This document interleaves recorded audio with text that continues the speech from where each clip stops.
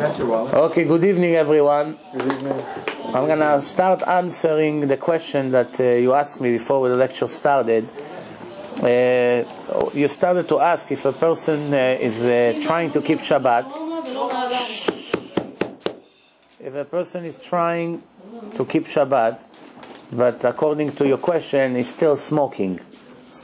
So obviously, it's not Shomer Shabbat. In Halacha, you don't have something in between. You don't have half Shomer Shabbat, 70% Shomer Shabbat. You have Shomer Shabbat and not Shomer Shabbat. But everybody understands that if you are a murderer, if you murder one person or 10, when are you a bigger criminal? When you murder 10. If you murder 100, you're worse. If you murder 1,000, you're worse. Everybody, if you ask the public who they hate more, someone who murdered 1 or someone who murdered 1,000, they hate someone who murdered. Why? Because he did a lot worse. Same thing, the same thing in every sin in the Torah, not only in murdering. Same thing in Chilul Shabbat. If you don't light the electric, very good. If you would have done it, it's another sin. You do it again, it's another sin. You do it again, it's another sin. It could be 1,000,000 sins in one Shabbat. So, same thing with cigarettes. If in a normal day you smoke, 30 cigarettes, and Shabbat you try not to, another hour, and in the end you smoke only 5, let's say, because of the addiction, you don't get the same punishment. If you smoke 30 or you smoke 5, it's a much bigger difference. Because you have to understand, on Shabbat, every time a person is sucking the cigarette, he creates no fire, right? The tobacco burns. So that's a separate Chilul Shabbat. Every time you smoke? Every time. You go like this, it's one Chilul Shabbat. Yeah, it's like starting the car. You do it again. You do it again. So I don't know, I never smoked in my whole life cigarettes.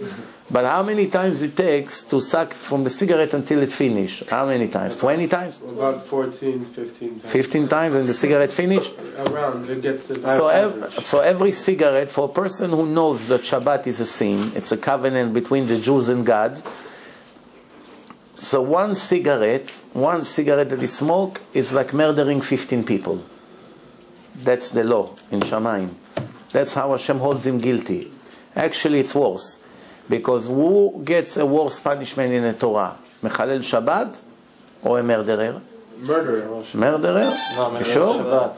Murderer is a puppet compared to Mechalel Shabbat. Now let's start to prove it, right? Maybe I'm fooling you. No. I have to prove to you that what I say it's true, right? So let's start proving. If you go to court and you enter to 2 rooms, you see 2 criminals. You don't know what they did. You're working for the newspaper. You come with your video camera and you just hear the judge giving that person 50 years in prison. You don't know what he did. Then they push you out. You go to the next room. Somebody got 3 months. 3 months in jail. You don't know what he did. And then they kick you out of the building, and now somebody asks you downstairs, tell me, who is a bigger criminal, in the first room or in the second room? Now you don't know what they did. You never heard. 15 years. Okay, what would you say? The one who got 50 years in prison for sure is a bigger criminal, for sure, than the one who got 3 months. Yeah. Now they tell you, are you willing to swear on your life with that? You're going to say yes. Why yes?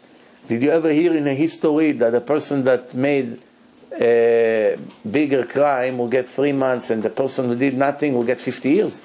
Do you know any country in the world that this is their code besides the day of what do you call it, of Sodom v'Amorah? They made their rules on purpose against logic. But other than them in history, every place they try to make the laws, please shut the phones, that they won't ring. So if in any law you have decency, you have human logic. Nowhere in history a murderer and a person who stole $5 gets the same punishment. We understand that. We don't need to be a judge to know it. Now, when we review the Torah, first thing we check is what's the punishment of Mechalel Shabbat, and what's the punishment of a murderer. Based on that, it gives us an idea what God thinks about us, right? What's the punishment of murderer? He's getting killed with a sword. There are 4 different kinds of execution. 4 different kinds, thank you. 4 different kinds. You go 1, 2, 3, 4. Which execution is the worst? Stoning, skila, thank you. Skila is the worst execution. After that burning, after that a sword, and after that choking. 4 different kinds of execution to the people who the Torah called them wicked. The punishment of a murderer is the 3rd degree execution. Not the first, not the second, the 3rd. Fire? No, the sword. Get killed with a sword. The Mechalel Shabbat get killed with a stone, with stoning, which is the worst punishment in the whole Torah. No other sin in the Torah has a bigger punishment than Mechalel Shabbat. How many times the order not to be Mechalel Shabbat is mentioned in the Torah? 12 times. How many times it mentioned not to kill? 3 times. The more times God repeated in the Torah, that means it's more important to him. Very good, you're smart kids, I see. Baruch Hashem. Okay, no, good. Sometimes, believe it or not, even things like this people don't understand. So the more times it repeats in the Torah, that means it's more important to God. Repeated so many times. Wow, it's very clear. Okay. So that's the second proof. What's the third proof? We're going to review the restrictions that the Torah have against a murderer, and the sanction that the Torah has against Mechalel Shabbat. In order for us to understand that, we have to describe 2 kinds of people. First person is a murderer who keeps Shabbos. Believe it or not, there are few people like this in the world. Yeah. In the Israeli mafia, they keep Shabbat, but they still murder their enemies in a drug dealing business. You understand? Okay. Now, the second person is a fantastic human being. He's a judge in the Supreme Court in Israel. He's a very nice and honest person. He's on television every day, you know, but he's Mechalel Shabbat. Like you say, smoke cigarettes or whatever he does. Every person you ask, who's more positive person? The one who keeps Shabbat and murdering people every day? Or the person who never murder, is a judge, is a good person, is nice, friendly, honest, whatever you want to call him. He gives a lot of donations to the army, whatever. But he's smoking on Shabbat. He has this habit to smoke on Shabbat. 99.9% of the Jews, not religious Jews that don't know any Torah, then you ask him this question, they say, what is this, a joke? It's logic, that's why. What are you asking me? Of course that the murderer is much worse. Who cares that he keeps Shabbat? But we don't care what the ordinary people think. We care by the writer of the Torah what he says. He is the one who made the Torah. He is the one who made us. He is the one who designed this system of rules. And he designed the punishments and the rewards. And he is the one, okay, he's the one who is in charge of everything. And his logic, it's what counts, not our logic. Because each one of us has a different logic. For instance, you take one person, he's going to tell you it's a mitzvah to kill black people. That's his opinion. You take another person, he says it's a mitzvah to kill Arabs. You take almost every person on the world, it's a mitzvah to kill Jews. You take another person, it's a mitzvah to kill Chinese. You ask South Korea, it's mitzvah to kill North Korea. Everyone has his own logic. And they have explanation to back them up. So if we go by the logic of every individual, we're going to have billion, million logics. That's not how we determine what's correct and what's not correct. The only way to know what's the truth and what's not the truth is to take a divine book and see what God wrote. If you do not know if the book is divine, first you have to prove 100% that it's divine. For that's why I made my film, Torah and Science. Every person who watches it, he knows right away the Torah of the Jews is the only book in history that was given by God. All the other books, Christianity, Islam, Buddhism, Hinduism, it's all nonsense. It's full of mistakes, full of errors, and not a minute to waste on it. It's full of human errors. That does not make human errors. But our book, nobody found one mistake in it. And the books in the Torah is full of prophecies. It's full of proofs that only the creator of the world was able to write it. He knows about all the fish, about all the oceans, about all the galaxies, all the stars, the number of the stars, how long it takes for the moon to renew by 10,000 of a second, when we didn't have computers in those days. So we see that he wrote in the Torah things that only the creator of the moon and all the galaxies was able to write. Only the creator of all the oceans, only the creators of all the fish, only the creators of all the animals, which is 2 million different kinds of animals. Nobody else was able to write such a thing. A person wasn't able to write it. Why it's important? Because after we know the Torah is divine, all we have to do is to learn. To learn what? To learn what God says is true, what's lie. Now let's give an example. A person that is, that first person that is a murderer, but Shomer Shabbos. If he come to shul to pray, you can count him as one of the minyan. Why? He's Shomer Shabbat. You cannot kick him out. Of course, nobody wants a person like this in their shul. Don't get me wrong. I didn't say that we come to give him a candy for being a murderer. He's a despicable human being that it's every normal person would not even stand next to him and not talk a word with him ever in your life. And I'm saying now the murderer walked in. What can you do? He became the 10th person and you want to start praying or you want to take out the Torah. You know he's Shomer Shabbat. Every Shabbat he's in shul. See him. He's not lighting fire, not smoking, not everything. The noise is disturbing me a little bit. I'm sorry. So what's going on? So you see a guy like this can be a part of the minyan. But the other person is not going to be a part of the minyan. He cannot be a part of the minyan. You understand? So right away you see, if he can be a part of the minyan and he cannot be, who's worse? The one who's not Shomer Shabbat becomes worse. Then you want to use him as a witness in your wedding. The one who doesn't keep Shabbat, if he testify in your wedding as one of the witnesses, you are not married. The murderer that keeps Shabbat, if he testify in your wedding, you are married. That's a big difference. Why? Tomorrow your wife sue you for $50 million for divorce. If you prove to the court that one of the witnesses was Mechalel Shabbat, you send your wife out of the window with a kick and you give her nothing because she was never your wife. You just got away with $50 million. Why? One of the witnesses was a goy. According to the Torah, 100% Mechalel Shabbat is 100% like a goy. And the murderer who keeps Shabbat, signed in your ketubah, you are married. I'll give you another example. If the murderer comes to slaughter the cow, he wants to make glad kosher food, the murderer, he slaughtered the cow exactly according to the law of slaughtering. The meat is glad kosher meat. If this judge, the Mechalel Shabbat from the Supreme Court in Israel, which is a nice, fantastic human being, everyone is crazy about his charisma and his brilliance. He has degrees from the best universities in the world, but he smokes on Shabbat. If he slaughters the cow, the meat is akol nevela, taref. You cannot do anything with that. You cannot eat it. You cannot touch the meat. If you give a loan to the murderer that keeps Shabbat, you're not allowed to charge him interest on the loan. Why? He's Shomer Shabbat.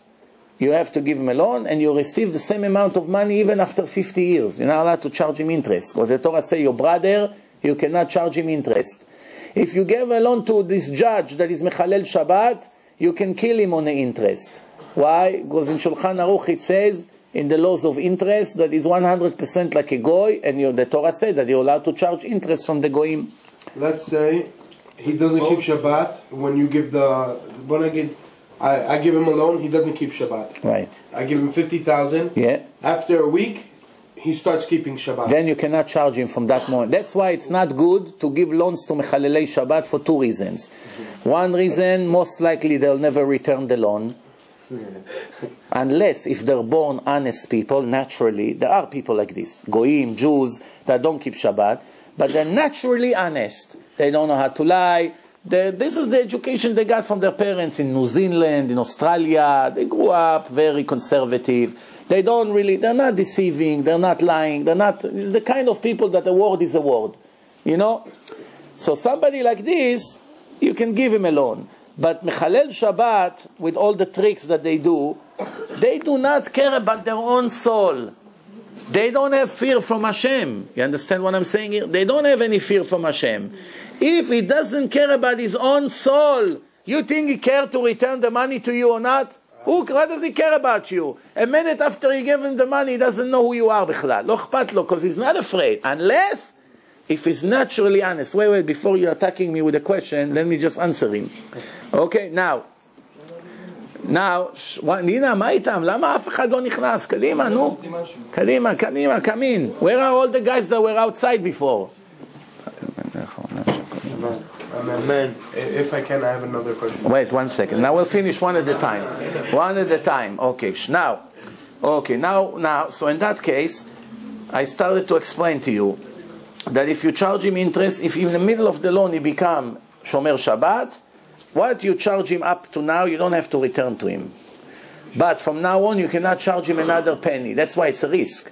When you give a loan to a Shomer Shabbat, even though he's an honest person, there's always a chance that he's going to meet somebody and make him religious. From that moment on, you cannot charge him interest. And what happens if he doesn't have the full principal amount to return? You may get stuck 3-4 years and you cannot charge him.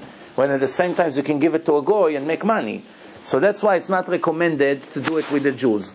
Then, you asked me before, and that's why I answer you about Shabbat. A person that smokes 5 cigarettes on Shabbat, or a person who smokes 50 cigarettes on Shabbat, the one who smokes 50 cigarettes on Shabbat, his punishment is 10 times worse. Now, since you told me, I do not know, you told me it takes 15 times to finish a cigarette. Each time, it's lighting a new fire on Shabbat. Now, a person who knows today it's Shabbat, as you say, he doesn't turn electric on, he doesn't sew, he doesn't write on Shabbat, he doesn't turn television on, but he smoke. Every time he smoke, he goes like this. It's just like murdering a person. And then second time, it's a second murder. Third time, fourth murder. Now, if he smoked 50 cigarettes times 15, right there, he killed in one Shabbat 75 people. And it's not an exaggeration. Don't think I'm exaggerating or I came here to exaggerate to make you scared. I'm just telling you what the law in the Shulchan Aruch is. Why?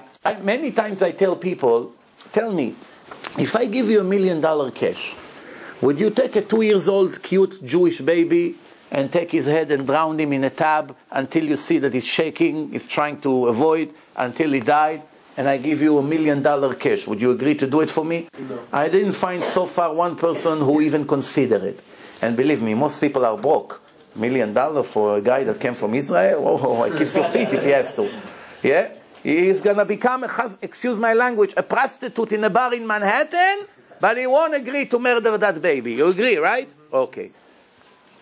If he only knew that by lighting a cigarette on Shabbat, he just committed a sin in the eyes of God is much worse than killing that baby.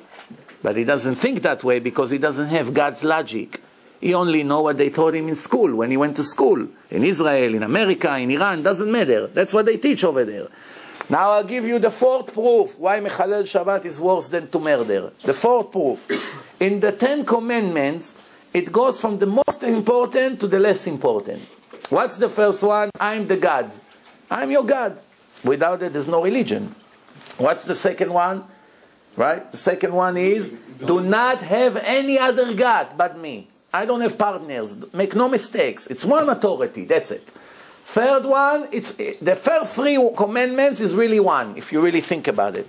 It's all connected. The third one, do not swear or lie by using my name, because I'm not your friend, and you have to respect me. So it's all one thing. To know there's God, there's not one, more than one, and you have to respect him, and to keep his name holy to you. And that's what it is really, it's only one. What comes right after?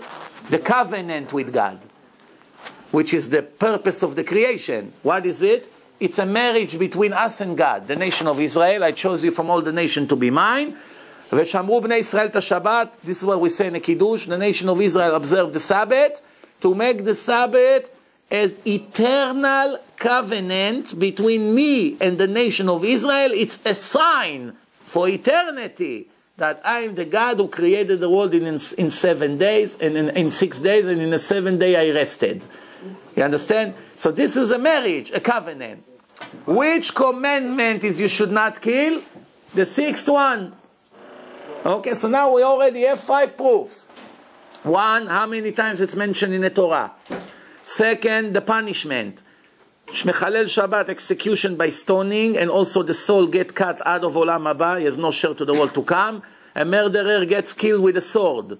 The restriction against Mechalel Shabbat, all of them are against him. There's no restriction about murderer that keeps Shabbat. Okay, in the 10 Commandments, Mechalel Shabbat comes first. Now I give you another example. If a Mechalel Shabbat had a baby girl, he believes in God, he just doesn't want to listen to him.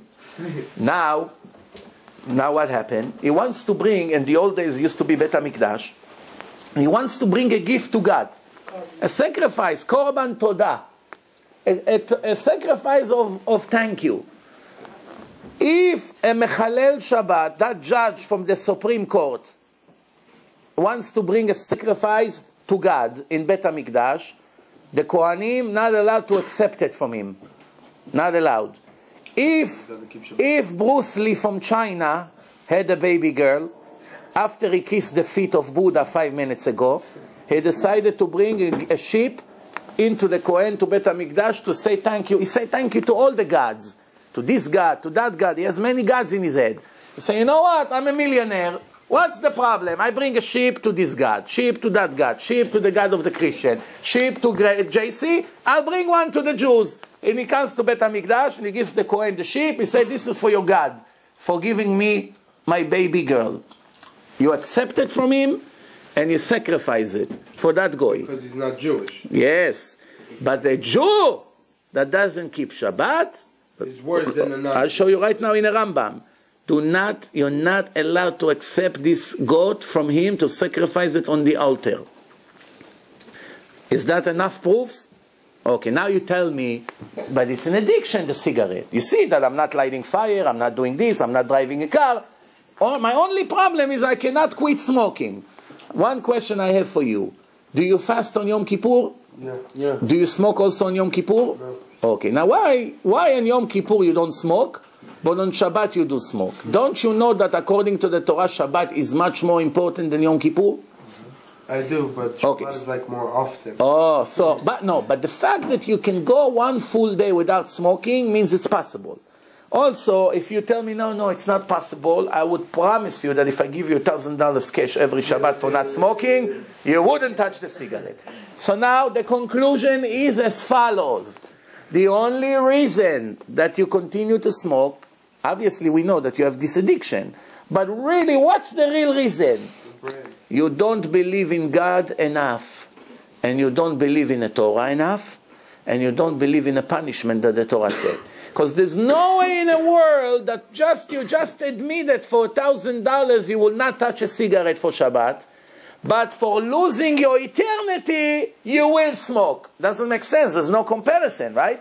If I tell you, I'll give you $1,000 if you don't smoke on Shabbat, and you tell me I'll take the deal.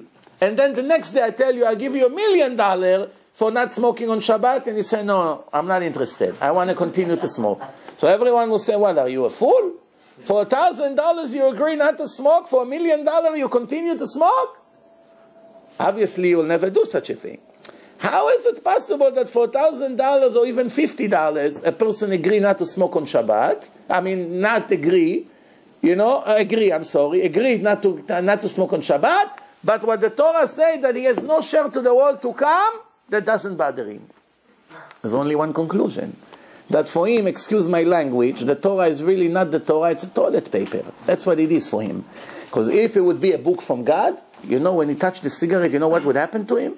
He will get a heart attack from panicking. Just from touching it, not lighting it. Just touch it. On Shabbat, it would drop and faint right away. Right? I tell you the truth. If I would touch the most critical poison in the world and almost drink it, let's see, somebody gave it to me, I'm about to drink it, and he screamed, no, I saw this guy put the worst poison, look, he showed me the bottle, 1 second you choke. What would happen to me? For a month I wouldn't be able to function. What do you think? I would freeze from panicking. I would have a trauma, I need a psychologist. Why? I almost touched poison. But to light a cigarette on Shabbat, to take a baby and drown him in the water, and it doesn't bother me. I light a cigarette after that. What, I'm a Nazi? What's going on here? It's all one reason. Guys, it's no ignorance. The Jews have no idea what Shabbat is. That's why they do it. So Be'ezrat Hashem, after I explain to you now, and 48 hours from now Shabbat begins. If you need to bang your head into the wall, if you need to put handcuffs on your hand, if you need your friend to break your head before you touch the cigarette, make it. 3, 4 Shabbatot, you make somebody watch you, and then after that you get used to the new system. And I'm telling you, I have people who used to smoke 4 packs of cigarette on Shabbat. 4. And I made them quit. I'm sure you don't smoke 4 packs a day, right? 4 packs of, in Israel, they used to have a cigarette called Nelson. It's double than Marlboro. That's how strong it is. 4 packs of Nelson in one Shabbat. 80 cigarettes a day. I have one. And he quit. A light cigarette from cigarette. He finish it, he doesn't put it off. He take a new one and light it. Basically the whole day. All day. It's very difficult to see him without a cigarette. And on Shabbat, he sits in shul. Yes. One more question. Go ahead. Let's say I don't keep Shabbat for 40 years. I asked the other guy before, but I didn't really get it. No. Let's say I don't keep Shabbat for 40 years. Yeah. And then I start keeping Shabbat. Yeah. What happened to those 40 years that I didn't keep Shabbat? Okay. Still, what is it like? Because I tell you, he has very good questions, and pay attention to what I answer him because it applies to all of us. If a person didn't go to work for 40 years, let's say it's a good lawyer, he finished law school, and he can be a top lawyer in Wall Street, making $600 an hour. But he's lazy. He didn't want to go to work. From age 25, since he became a lawyer, until age 65, he didn't go to work. Okay, now at age 65, he decided to make tshuva, and he joined one of the firms in Wall Street. What happened? He begins to earn now. Anybody is going to pay him for the last 40 years that he was sleeping on the beach all day? No. Nobody gives him. Same thing in Judaism. Too late. But there's only one difference. Not being a lawyer, nobody break your bones. Nobody put you in hell for that. You are the one who lose the money. You don't come to work, you don't get paid. Being a violator of Shabbat, you accumulate billions of sins. And sins has a payment to pay. However, this is the mercy of God. If one day you make tshuva, if the tshuva is real, most of the people who make tshuva, it's not real. It's nonsense. It's just from the outside. From the inside, they're still crooks. They're still full of ego. They're still stingy. They're still lazy. They're still lying all day. They're still looking at the ladies. They're still cheating here and there in Shabbat.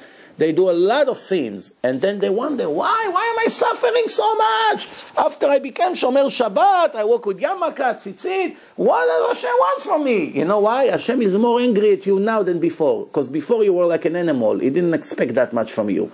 But now when you started to learn Torah, you see there's a strict judgment, and you cheat, and you curve the corners, and you pretend that God doesn't exist.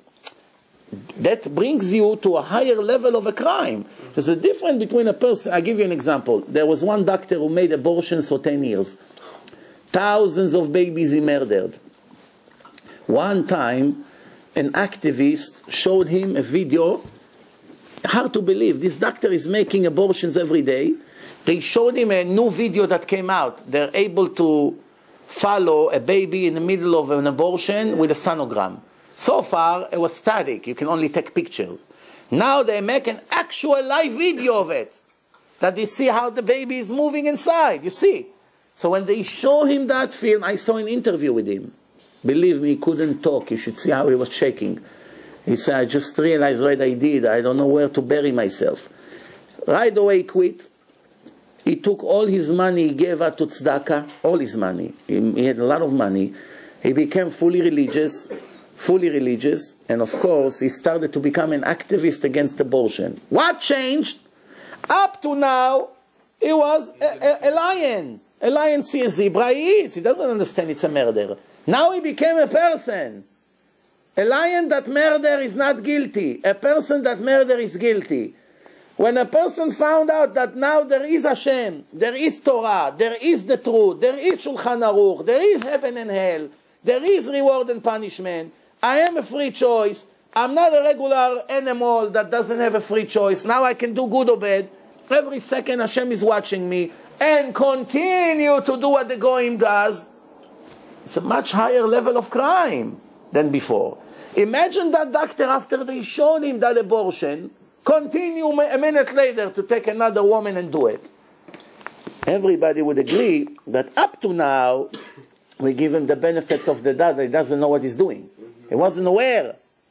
Now we show him how the baby is running away from the knife and he does it. Hitler is a tzaddik compared to him.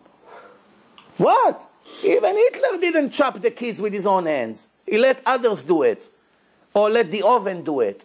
There's different levels in murders. When you murder a person with your own knife like this, it's worse than when you put him inside and the fire comes 2 minutes later. Did you know that? Did you know that or not? That's how they do abortions? They take a baby? Yes. In a third month, there's a full baby. They take a knife inside the wound and they cut everything. And then they vacuum everything. That's what they do. What do you think? The doctor's job, like, he didn't do it because, like, he didn't like the kids or something. Like, he did it because it was his job, no? Okay, I have a job for you. You want to make $30,000 a week? I'll give you a list of people that I want you to kill every day. Okay? Fair? Ma, you're not a murderer. It's a job. What kind of question is that? So I give you a job. You genocide 1 million people. I give you $1 billion. Very good, no? People understand. You take a goy. You tell them, I want you to work for me. Your job is to kill.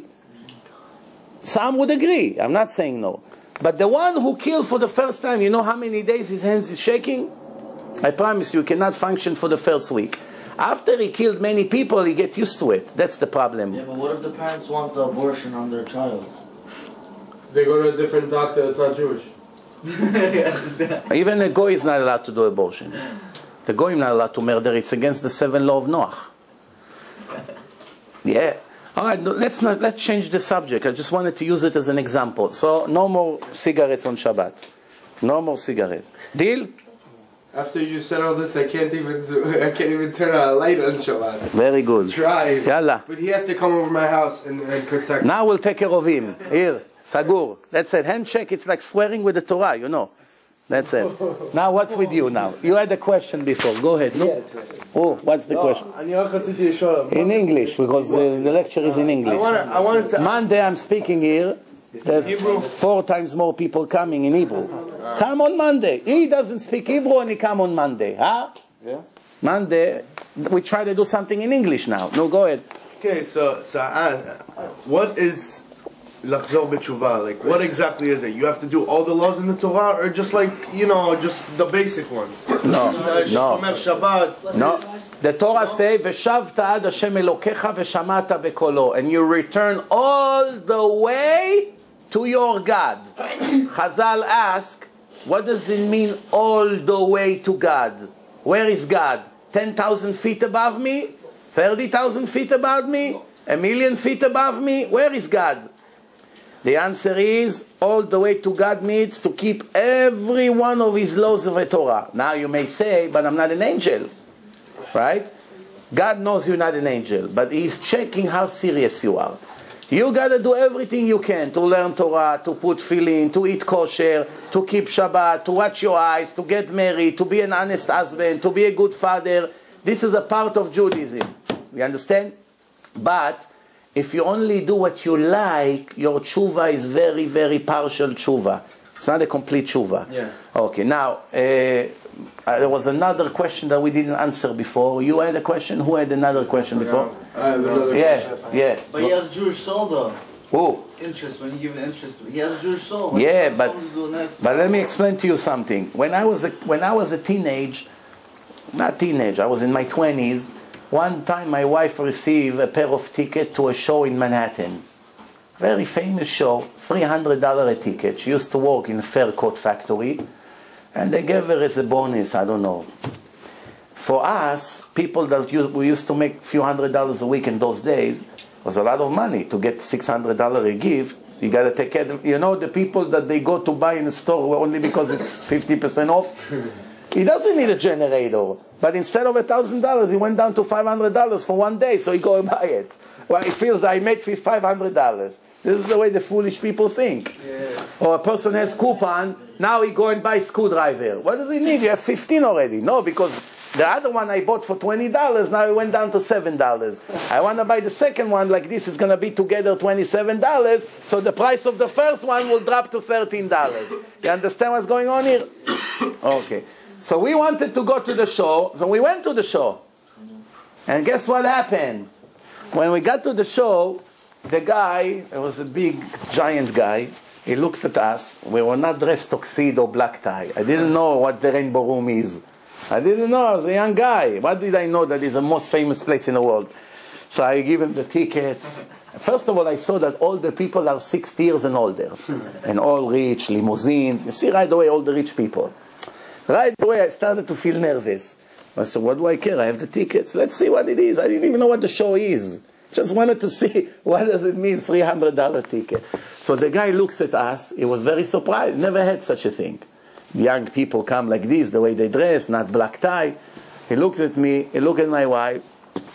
Now you see, he doesn't feel comfortable with the situation. He takes a flashlight. He check. Maybe it's fake. He said, I'm sorry, guys. I cannot let you in. Wow. I said, what's the problem? He said, no, you have the tickets. I know it's all fine, but you didn't fulfill the instructions in the back of the ticket. You see here, no jeans, no sneakers, no this, no that, no. He has a restriction over it. One or two of the things in the back we didn't do. We didn't pay attention to the small letters. So according to the law of that place, yes, you have a ticket. Your mother is Jewish. You have a share to the world to come, but you just blew it. You burned your ticket by being Mechalel Shabbat, by worshipping an idol. You betrayed God. He took you and threw you out of there. That's what it means. V'nichreta nefesh ha'im Yisrael. What do you think? God cares that your mother was a Jewish righteous woman that kept Shabbat? He checked who you are. He checked who you are. The Torah said, "Lo yumtu avot al banim, lo yumtu banim al avot." Kids don't die because of their parents, and parents don't die because of their kids, unless it's their direct fault, which means you put your kid in public school. And then they became what they became. So now he's murdering people. It's your fault. Cannot say it's somebody else's fault. You turned him into what he is. Because if you send him to a good place and they raise him as a good kosher person, it wouldn't happen. But if you put him in a best yeshiva and then he chose to murder, then it's not your fault. Yes? I was in public school throughout my whole life. What does that mean? It means that your parents made a mistake. And we're not judging them though, because I don't know their situation. Maybe they didn't have the money. Maybe they didn't have the knowledge. But it means that Hashem puts you in a very low start in your life. When a kid starts in public school, that means his soul needed a major correction from the previous life. That's why you started in public school. When the soul is better, then it starts in yeshiva, because he has the tools to see the truth right away. But it doesn't mean that a person who went to public school cannot do the right thing. I have hundreds of kids like you that went to public school, they came to the lecture, and today they're all in yeshivot, learning full day, hundreds. So it doesn't mean you cannot do the same thing, yeah. The thing is that, like, I'm debating, like, not really debating, the thing is that there's a lot of people, like, religious Jews, that keep Shabbat, that do all these things, but yet they also, they cheat, like, not they cheat on, like, that, but, like, they always, like, they take money from other people, they make, like, let's say I have a situation with my grandfather, that he doesn't have a lot of money, and he had rabbis, one of his, people, this woman he knew, she passed away, Zechona Levracha, and now he doesn't have the money, and he told them buy a Torah for the shul, this, that, and like Torah is expensive. Nice. And my grandfather, like he wanted to do it, but like he kept on like telling him do it, and then he did it. And my grandfather is not a wealthy person, and no, it doesn't work right now, doesn't that. And I see that a lot of these religious people. I got the point. Come right. First of all, we'll start with the end. Did you ever see in the Torah that God commanded the Jews to be like other Jews? Did you ever see anywhere in the Torah that it say be like Moshe, be like Yoshua, no. Be like Rabbi Akiva? Nowhere in the Torah. No, okay. The Torah didn't say to be like another Jew. The actions of the Jews have no connection to the truth of God. Remember, If all the Jews in the world today decide to be murderers 100% full time, you and I has no permission to murder. If all the religious people have big desire to steal and to cheat, you and I still don't have no permission to steal 1 penny. And we cannot use this as an excuse, because I saw people with yarmulke lying and cheating and forcing people to donate Sefer Torah. I always in my lecture warn all the people not to be fooled. And finally, when they give tzedakah, to know where to give and to check 10 times. Every one of my lecture I put 4 minutes, because I see today there's a massive production of babot, of fake people who takes advantage on people and make them hate the religion. Why does it happen? You know why does it happen? If you see cats outside in your back door, and you open the kitchen door, right? And you put cheese on the floor in your kitchen, what's the chance that the cats will not enter to eat the cheese? There's any chance? You put cheese here on the floor, and the cat is right there, and you leave the door open, and you disappear. There's any chance that the cat will not enter your kitchen and start licking the cheese? This is what the people do to this babot.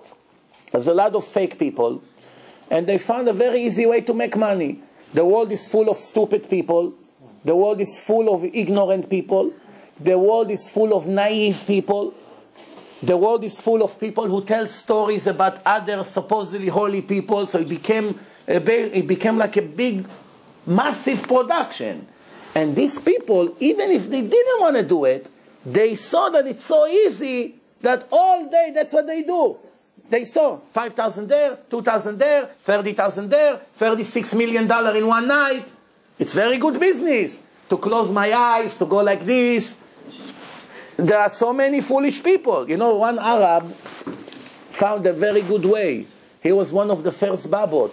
25 years he sat by Rabbi Shimon Bar Yochai with tefillin and talit on his head and give brachot to all the Jews who come to Rabbi Shimon Bar Yochai. After 25 years, accidentally they found out he's an Arab. Wow.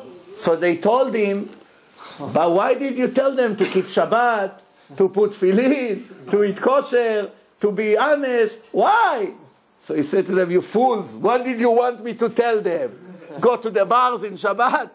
How would I become a Baba? I only become a Baba by telling them what the Torah says. Otherwise, there's no chance to start. After they get my trust, they trust me, then it's easy to cheat them. You understand what's going on here? Okay, so my rule to you is, it's true what you say. I don't like to cover up. There are people who are not good, but they are the minority. Still they are the minority. Most of the religious people are good people. If they became religious, it's because they want to be close to Hashem. They want to correct their way. No one is an angel, believe me. Very big people, they also have desires. People make mistakes. Sometimes Lashon Hara, and then they regret it. Sometimes they ate something not 100% kosher, there's a doubt, then they regret it. Sometimes they look at something they're not supposed to look, and they regret it. Then comes Yom Kippur, and every day you do vidui. That's the challenge of life. But definitely, never take someone to learn from him how to be bad. I will finish with one quick story, and we'll let you go. And Bezrat Hashem, this is the first time we're doing it tonight. I want you next Wednesday to bring each one of you at least 3 more guys, like we have in Hebrew. You know, this is my second lecture tonight. I was already here, and I wanted to be bigger. You know, every one of you knows 3-4 guys. You bring them over, it's going to be a schut. If they become religious, it counts like you made them religious. All you have to do is to bring them over. Bezrat Hashem. I'll tell you a story. One time in Cincinnati, there's Rabbi Silver. He see that one 70-year-old man entered the shul on Shabbat. He took a yarmulke from the box. He put it on his head. White yarmulke. He comes. He takes the siddur. He prays on Shabbat. Everything he knows. He answers Kaddish. Everything. And by the end of the davening, he takes the yarmulke, put it back in the box. He's ready to leave. The rabbi quickly come to him and say, sir, what happened? He said, I tell you, if you would see what I saw in the Holocaust, you also become like this. So the rabbi said, what did you see? Many people were in the Holocaust and they stay religious. What did you see? So he said to him, he says like this, we were very, very strict people. We were religious and everything. We wanted to put tefillin every day, and we had only one pair of tefillin in a whole camp. And one man had the tefillin, and he didn't let us put tefillin for free. He wanted a payment for it. So if you want to put tefillin, you have to give him a potato, you have to give him a cigarette, you have to give him a piece of bread, you have to give him your vest, you have an extra vest. So you give it to him for 20 times. He writes in his notebook how much you have to pay, and that's the only way that you put tefillin. And nobody has tefillin. So 5 o'clock in the morning, when the German is about to show up every minute, we are all standing in line, quickly, 1 minute to put tefillin and say Shema Israel. One time a guy told him, I don't have what to give you. I don't have any more what to give you. I cannot pay you anymore. You took everything I have. Let me put tefillin. So the guy said, no payment, not tefillin. So he told him, but I don't have. If I had, you saw I paid you for months. I have nothing to give you. He said, I'm sorry, you don't give me anything, I'm not letting you put tefillin. So the guy who is telling now the story to Rabbi Silver, he said, that moment I took my yarmulke off, I threw it in the mud, and I said, that's it. If religion is all business, I'm done with that. So the rabbi told them, your ears should listen to your foolish mouth. Hundreds of Jews were standing on line in a freezing weather, 5 o'clock in the morning, giving their last bite of bread to that crook. Just not to miss one day of mitzvah tefillin, and you did not learn anything from all these righteous Jews that gave their life to keep the mitzvah.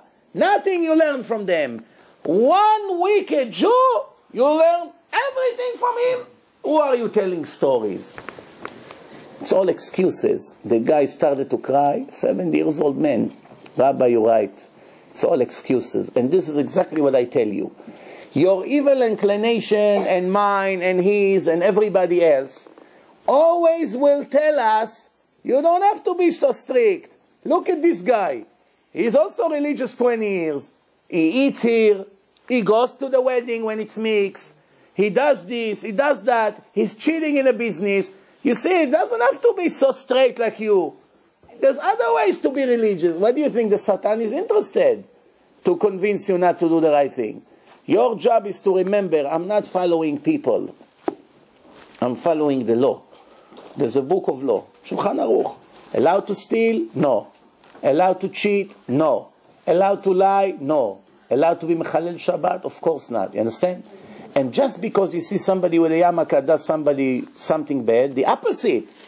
You should say, you know what? I have to work on myself that it won't happen to me also. If it happened to a guy that is religious, that means it can happen to me tomorrow. Let me work on myself. That's what happened to him won't happen to me. Thank you very much. We'll see you next time.